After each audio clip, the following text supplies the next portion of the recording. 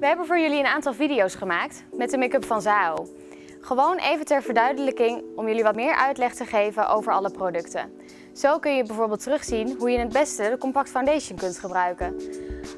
Dus op deze manier kun je alle informatie terugvinden. Wil je nou wat meer weten van de ingrediënten?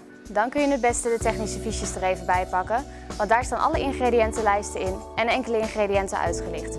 Heb je daarna nog vragen of wil je gewoon even wat anders weten van de make-up? Dan mag je ons altijd bellen of even een mailtje sturen, want we helpen jullie graag verder.